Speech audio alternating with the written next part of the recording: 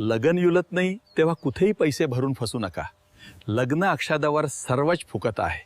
आजच जॉईन करा. लग्नाच्या गोष्टीवर चर्चा करत असताना काही दिवसांपासून आपण या व्हिडिओच्या माध्यमातून स्थळांचा परिचय सुरू केलेला आहे. बरेच जण व्हिडिओच्या माध्यमातून किंवा सोशल मीडियाच्या माध्यमातून वेगवेगळ्या पद्धतीने स्थळांची माहिती परिचय देत असतात. मात्र प्रत्येकाची पद्धती ही वेगळी असते. आमची सुद्धा पद्धती ठरलेली आहे आणि ज्या स्थळाचा आम्ही परिचय देणार आहोत तर ती मुलगी घटस्फोटित आहे आणि त्या मुलीची माहिती, तिच्यासोबत संपर्क कसा करायचा याविषयीची माहिती पुढच्या 1-2 मिनिटांमध्ये मी देणार आहे. आणि सुरुवातीला सांगितलं होतं की प्रत्येकाची पद्धती ही वेगळी वेगळी असते. त्या पद्धतीने आमची ही पद्धती वेगळी आहे की आम्ही कुणाचाही फोटो प्रसिद्ध करत नाही किंवा बायोडाटा किंवा मोबाईल नंबर कुणालाही परस्पर शेअर करत नाही. सामाजिक सभ्यता, कायदेशीर गोष्टी, नैतिकतेच्या गोष्टी, ह्या गोष्टी आणि नियम आम्ही गोपनीयतेच्या हिशोबानं पाळण्याचा प्रयत्न करत असतो, सुरक्षेच्या हिशोबाने पाळण्याचा प्रयत्न करत असतो. त्यामुळे आम्ही कुणाचीही माहिती सार्वजनिक करत नाही किंवा कुणालाही सांगत नाही. स्थळाचं नाव सुद्धा काय ते सुद्धा आम्ही सांगत नाही. तुम्ही जर त्यांच्या वर्गवारीत बसत असाल, त्यांच्या पात्रतेत बसत असाल तर तुम्ही आमच्या सोबत संपर्क करू शकता. आम्ही जी काही मध्यस्थी आहे, जी आपली पारंपरिक, तर त्यामध्ये फक्त आम्ही इकडची माहिती तिकडे पाठवतो आणि तिकडची माहिती इकडे पाठवतो.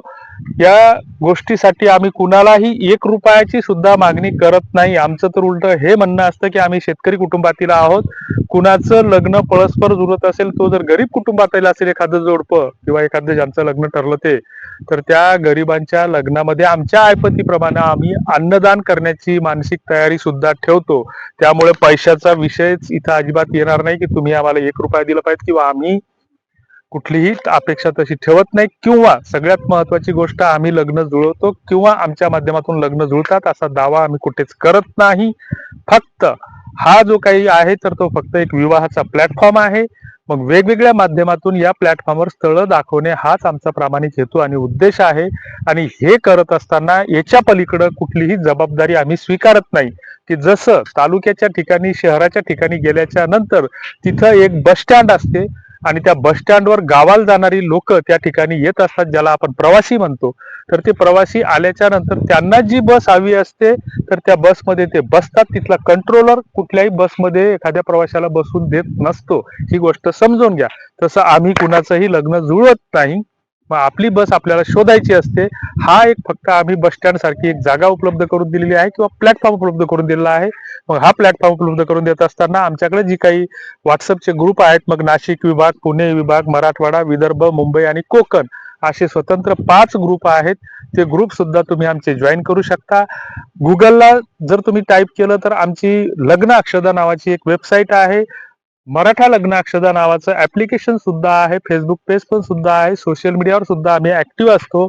आणि या माध्यमातून जर एखाद्याचं लग्न जुळत असेल तर हे एक पुण्याचं काम आहे असं आम्ही समजतो. तुम्ही सुद्धा आपलं स्वतःचं लग्न जुळवत असताना एकमेकांची लग्न जुळवण्यासाठी मध्यस्थ म्हणून पुढे आलं पाहिजेत, हे आम्ही वारंवार सातत्यानं सांगत असतो. तुमच्या नातेगोत्यात जर एखादं लग्न जुळत असेल आणि त्या लग्नाची पत्रिका तुम्हाला येत असेल तर त्याला एक अट आपण घातली पाहिजे की दादा, तुझ्या लग्नाला आम्ही येतो, 1000 नाही 1100 रुपये आहेर करतो, पण लग्न लागायच्या टायमाला या राजकारणी लोकांची नावं घेतल्यापेक्षा त्या ठिकाणी तू मध्यस्थ जो आहे लग्न जुळवणारा, मग एखादी विवाह संस्था जरी असेल तर त्या विवाह संस्थेचं तुम्ही त्या ठिकाणी जुळवणाऱ्या लोकांचं नाव घेतलं पाहिजे, असं आम्ही सातत्यानं सांगत असतो, आवाहन करत असतो. तर असो, हे जे काही स्थळ आहे तर ते बुलढाणा अकोला जिल्ह्यासाठी आहे. जे बुलढाण्याच्या घाटावरचे जिल्हे आहेत, मेहकर, सिंदखेडराजा या भागातील, आणि अकोल्याचा जो काही जिल्ह्याचा भाग आहे तर मराठा समाजातील, मराठा जातीतील हे घटस्फोटित स्थळ आहे. मुलगी नोकरदार आहे, तिचा घटस्फोट झालेला आहे, कुठलंही अपत्य नाही, 30 ते 31 वर्षाचं वय आहे तिचं.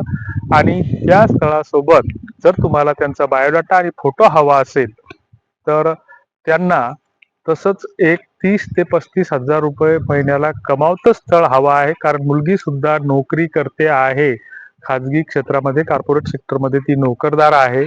ती महिन्याला 30 ते 35 हजार रुपये कमावते आणि त्या दृष्टीनं त्या हिशोबातील मराठा समाजातील जर स्थळ असेल तर आमच्यासोबत तुम्ही संपर्क करू शकता. पुन्हा एकदा सांगतो की याच्यासाठी कुठलेही पैसे द्यायची गरज नाही किंवा आम्ही कुणालाच पैशाची मागणी करत नाही की असं बा आम्ही संपर्क करायला सांगितला आणि आता तुम्हाला नोंदणी करावं लागेल आणि त्याच्यासाठी 100 रुपये लागतील, 500 रुपये लागतील, असं आम्ही कुठंच मागत नाही.